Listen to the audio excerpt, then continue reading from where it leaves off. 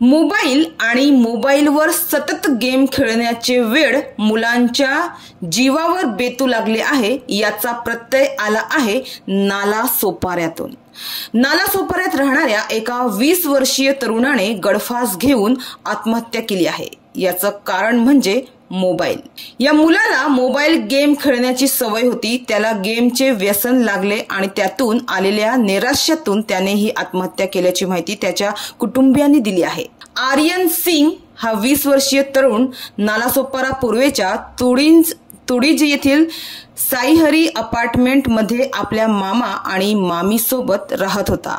तो मूळचा उत्तर प्रदेशातील प्रतापगड येथील राहणारा आहे। त्याचे आई वडील गावी असतात, तर आर्यन शिक्षणासाठी नालासोपारा येथील मामाकडे राहत होता।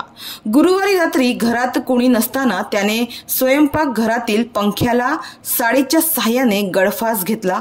हा प्रकार लक्षात येताच कुटुंबियांनी त्याला पालिकेच्या विजयनगर येथील तुडीज रुग्णालयात दाखल केले, मात्र डॉक्टरांनी त्याला तपासून मृत घोषित केले। स्वयंपाकघरातील फ्रीजवर त्याने आत्महत्येपूर्वी लिहून ठेवलेली चिठ्ठी आढळली। ही चिठ्ठी इंग्रजीत होती। मी आयुष्याला कंटाळलो आहे, माझ्या आत्महत्येला कोणीही जबाबदार नाही, असा मजकूर या चिठ्ठीत त्याने लिहून ठेवला होता। आर्यन हा कांदिवलीच्या ठाकूर महाविद्यालयात इयत्ता 14वी मध्ये शिकत होता।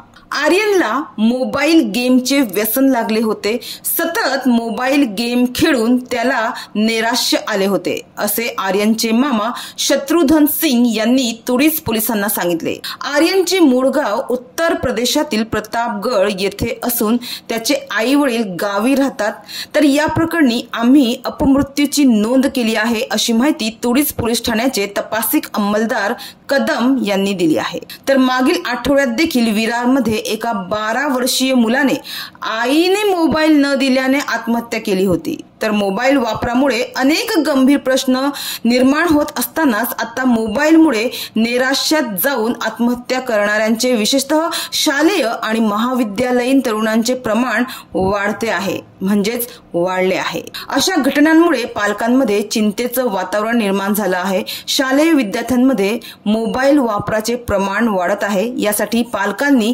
मुलांना मोबाईलच्या अतिवापरापासून दूर ठेवायला हवे, असे समुपदेशक मिलिंद पोंक्षे यांनी सांगितले।